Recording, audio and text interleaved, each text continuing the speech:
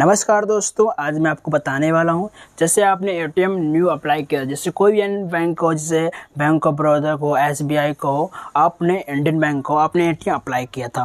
Apply करने के बाद आपका एटीएम आया है, आप एटीएम फ़ोन पे गूगल पे पे लॉगिन कर रहे हैं, फिर भी आपका एटीएम फ़ोन पे गूगल पे पे लॉगिन नहीं हो रहा है। उसके नीचे कुछ लिख के आ रहा है, लिख के ये आ रहा है कि 24 आवर्स मतलब 12 आवर्स के बाद अगर आप अपनी ब्रांच से पूछेंगे कि सर हमारा एटीएम लॉगिन नहीं हो रहा है, फ़ोन पे गूगल पे पे इसमें 12 आवर्स और 24 आवर्स आ रहा है, तो मतलब ब्रांच वाले कहते हैं कि आपका एटीएम अभी भी मतलब कि वेरिफिकेशन नहीं हुआ है, आपका 24 घंटे के बाद ही लॉगिन होगा, एक दिन के बाद ही लॉगिन होगा।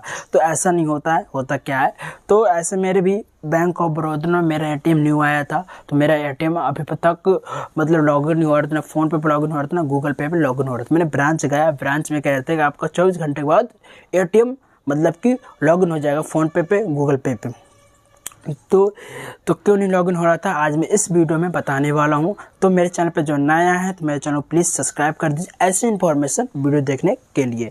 तो क्या होता है आपका एटीएम, तो इसका मतलब ये होता है कि आपका 24 घंटा आवर्स के बाद ही आपका लॉगिन होगा। फिर अगर आप 2 दिन के बाद भी लॉगिन करेंगे फिर भी आपका लॉगिन नहीं होता है, इसका मतलब ये होता है कि आपका एटीएम ब्लॉक कर दिया गया है, इसलिए आपका एटीएम लॉगिन नहीं हो रहा है। लॉगिन कैसे करते हैं, देखो लॉगिन करते हैं आप कैसे, आप अपने फ़ोन पे ऐप पे आएंगे, फ़ोन पे आने पर आप रजिस्ट्रेशन नंबर मतलब फ़ोन नंबर डालेंगे, जो आपका एटीएम पे ही मतलब लिंक होगा, वो नंबर को आप डालेंगे। डालने के बाद इस पर क्लिक करते हैं, क्लिक करने के बाद जो आपकी बैंक है, जिस बैंक का आपका एटीएम कार्ड है, उस बैंक को आप मतलब सिलेक्ट करते हैं। सिलेक्ट करने के बाद आपको फिर अपना कार्ड नंबर डालते हैं, कार्ड नंबर डालने के बाद एक्सपायरी डेट डालते हैं और फिर भी और अदर चीज़ डालने के बाद आप लॉगिन करते हैं। फिर आपको 24 आवर्स 12 आवर्स बताता है, फिर आपका एटीएम नहीं लॉगिन हुआ, इसका मतलब कि आपका एटीएम ब्लॉक हो चुका है।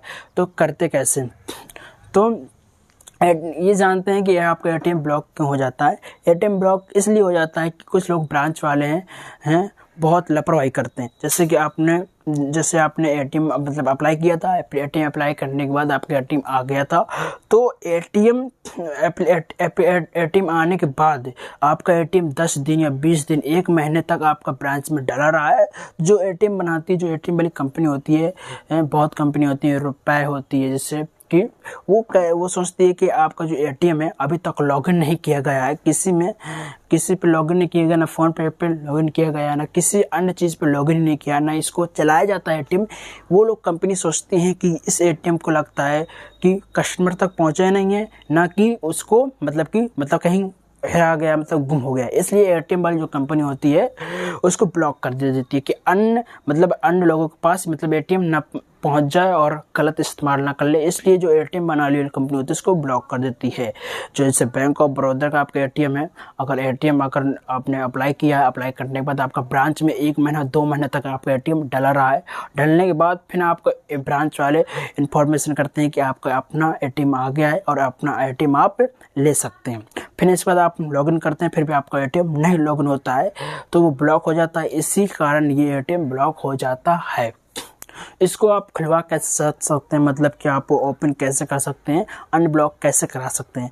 जिस बैंक का एटीएम है, जिस भी बैंक का, जैसे बैंक ऑफ बड़ौदा हो गया, एसबीआई का होगा, उस बैंक पे आपको जाना है। जाने के बाद आपको एक फॉर्म मिलेगा, आपको फॉर्म मांगना है कि हमारा एटीएम ब्लॉक हो गया है, हमको अनलॉक करवाना है, तो हमको फॉर्म दे दीजिए।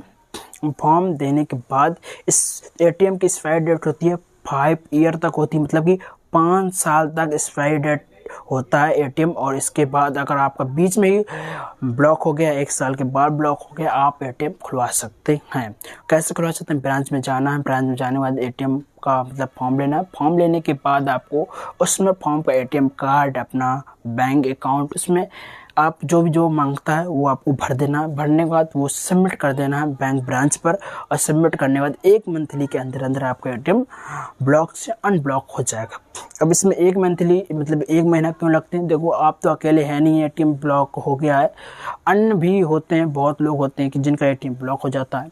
बहुत लोग होते हैं कि एटीएम मतलब ब्लॉक हो गया है, तो बहुत उनके पास मतलब एप्लीकेशन जाती हैं, तो 1 महीने ही लग जाते हैं। 1 महीने के बाद आपका एटीएम अनब्लॉक कर दिया जाता है। तो कुछ बैंक वाली लापरवाही करती हैं, जो आपको फॉर्म भरवाती हैं वो फॉर्म कहीं फेंक देती हैं।